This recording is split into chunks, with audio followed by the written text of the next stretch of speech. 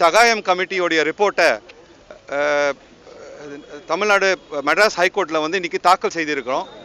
600 பக்கம் அடங்கிய இந்த ரிப்போர்ட்டு 7000 பக்கம் அடங்கிய அனெக்ஷர்ஸு, மொத்தமாக 34 வால்யூம் அடங்கிய அனெக்ஷர்ஸை இன்றைக்கி தாக்கல் செய்திருக்கிறோம். இது அறிக்கையோட கூட இன்னும் ஒரு அப்ளிகேஷன் தாக்கல் பண்ணோம். இன்னும் 4 வாரம் டைம் தேவை. மதுரையில் வந்து இவருடைய கமிஷனுடைய ஆஃபீஸ் வந்து மற்ற பணிகள்லாம் இருக்குது, அதெல்லாம் முடிகிற வரைக்கும் அங்கே செயல்படுறதுக்கு தேவை. கூடவே அவருக்கு அடுத்து இதே பணியில் இருக்க வேண்டிய கோஆப்ரேஷன் அரசாங்கம் தேவை என்று கூறியிருந்தோம். பொதுமக்களுக்கு வேண்டிய முக்கியமான ஒரு இது என்னென்னா, இந்த மதுரையில் இருக்கக்கூடிய இல்லீகல் கிரானைட் மைனிங் சம்பந்தப்பட்ட விஷயங்களில் ஏராளமான நபர்கள் வந்து தானாகவே முன் வந்து இவருடைய கமிட்டிக்கு எவிடன்ஸ் கொடுத்துருக்காங்க. கொடுத்துருக்கக்கூடிய ஆட்கள் அனைவரும் இந்திய கான்ஸ்டிடியூஷன் மீதும் ரூல் ஆஃப் லா மீதும் இருக்கக்கூடிய ஒரு கான்ஃபிடென்ஸில் தான், ஒரு நம்பிக்கையில் தான் அவர்கள் தங்களுக்கு தனிப்பட்ட முறையில் டேஞ்சர் இருந்தும் சட்டத்துக்கு வணங்கி சட்டம் செயல்படணும் என்ற ஒரு உணர்வோடு முன் வந்திருக்காங்க. இதை போன்ற விசில் ப்ளோவர்ஸ் என்று ஆங்கிலத்தில் கூறக்கூடிய ஆட்களுக்கு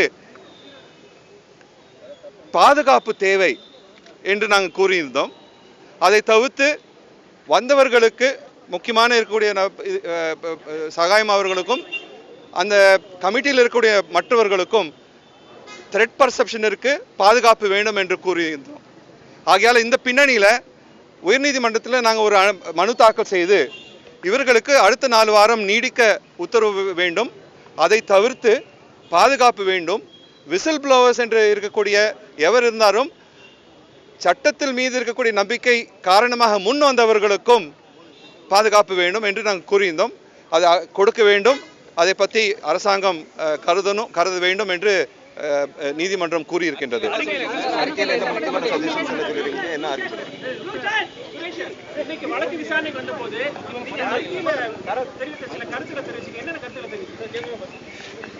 முதல்ல நான் சொல்ல வேண்டியது, திரு சகாயத் அவர்களை நீதிமன்றம் தன்னுடைய ஒரு அங்கமாக eyes and ears of the court என்ற முறையில் தான் அவரை வந்து அப்பாயிண்ட் பண்ணியிருந்தாங்க. அந்த ரிப்போர்ட்டு நீதிமன்றத்தில் கொடுத்திருந்தோம். அதை வந்து வெளியில் அந்த ரிப்போர்ட்டை பற்றி வெளிப்படையாக சொல்வதற்கு எனக்கு அதிகாரம் கிடையாது. ஏன்னா ரிப்போர்ட் வந்து கொடுக்க வேண்டியது நீதிமன்றத்திடம் மட்டும்தான். நீங்கள் ஆர்கியூ பண்ண பாயிண்ட் ஹைகோர்ட்டில் இந்த ரிப்போர்ட் அறிக்கை கொடுக்கும்பொழுது, எங்கள் மனு கொடுக்கும்பொழுது அட்வொகேட் ஜெனரல் அவர்கள் அதில் ஒரு பர்டிகுலர் ஒரு விஷயத்து மீது அவருடைய எண்ணத்தை தெளிவாக கூறினார்கள். அதில் நாங்கள் சொல்லியிருந்தோம், நிறைய அதிகாரிகள் வந்து முன் வந்து இதுக்கு இந்த கமிட்டிக்கு உதவி செய்திருக்கிறார்கள். அவர்களுக்கு இந்த இல்லீகல் கிரானைட் கமிட்டியுடைய இல்லீகல் கிரானைட் மைனிங் என்கொயரி சம்பந்தப்பட்ட விஷயத்துக்கு பாதுகாப்பு கொடுக்கணும் என்று கொடுத்திருந்தோம். அவர்கள் கூறினார்கள், அது எப்படி நாங்கள் கொடுக்குவது, பிளாங்கெட் ப்ரொடெக்ஷன் கொடுக்க முடியாது என்று கூறினார்கள். அப்பொழுதுதான் நாங்கள் சொன்னோம், நாங்கள் பிளாங்கெட் பாதுகாப்பு கொடுக்க வேண்டும் என்று கூறவில்லை.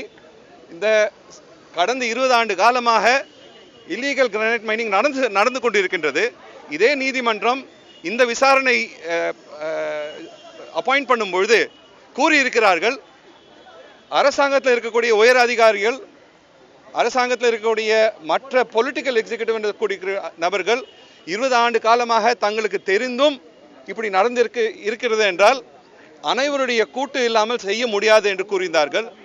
அதுக்காக நாங்கள் அதை காண்பித்து நாங்கள் எங்களுடைய கவலையை, மக்களுடைய சாதாரண மக்கள் முன் வந்து இருக்கக்கூடிய கவலையை நாங்கள் தெரிவித்தோம்.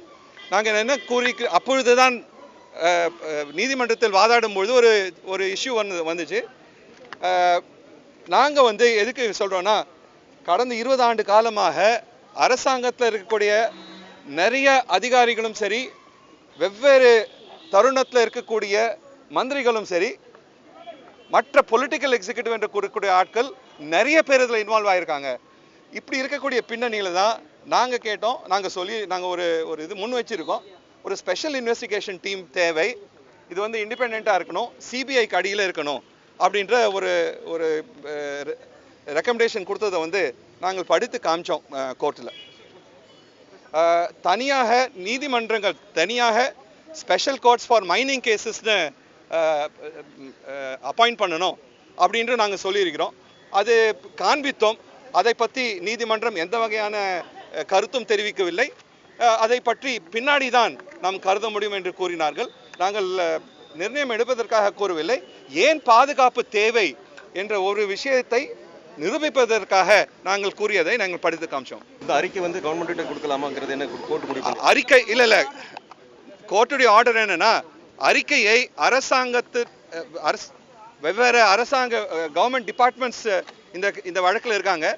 அரசாங்க டிபார்ட்மெண்ட்ஸுக்கு நீங்கள் காப்பியை கொடுங்க, பிரைவேட் நபர்களுக்கு கொடுக்க வேண்டாம், இதை பற்றி அரசியல் செய்ய வேண்டாம் என்று செய்யக்கூடாது என்ற வகையில் தான் கூறினார்கள். அது மிகவும் சிறப்பான ஒரு விஷயம் தான் நாங்கள் கருதுகின்றோம். கூடவே இந்த டாக்குமெண்ட்ஸை 7,000 டாக்குமெண்ட்ஸ் கோர்ட்டில் தாக்கல் பண்ணியிருக்கோம். இன்னும் நிறைய டாக்குமெண்ட்ஸ் இருக்குது. டாக்குமெண்ட்ஸை என்ன செய்ய வேண்டும் என்ற ஒரு கேள்வி வந்துச்சு. கடைசியில் கோர்ட் என்ன சொன்னாங்கன்னா, டாக்குமெண்ட்ஸை பிரிச்சுட்டு சாதாரணமான டாக்குமெண்ட்ஸை வெவ்வேறு டிபார்ட்மெண்ட்ஸுக்கு கொடுத்துருங்க, மற்ற டாக்குமெண்ட்ஸை ஹைகோர்ட் ரெஜிஸ்ட்ரியில் தாக்கல் பண்ணுங்க.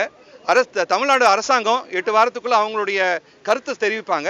அதுக்கப்புறமா நீதிமன்றம் நிர்ணயத்துக்கு படி அந்த டாக்குமெண்ட்ஸ் யார்கிட்ட போடணுன்றது தீர்மானம் பண்ணலான்னு சொல்லியிருக்கிறார். ஜனவரி 4 4வது ஜனவரி 2016 ஆண்டுக்கு அடுத்த தேதியாக இந்த வழக்கு போடப்பட்டிருக்கு. ரெவன்யூ லாஸ் பற்றி நாங்கள் சொல்லியிருக்கின்றோம். ஆனால் அது என்ன ஃபிகர் பற்றி சொல்வதற்கு எனக்கு அதிகாரம் கிடையாது. தவறும் சரி.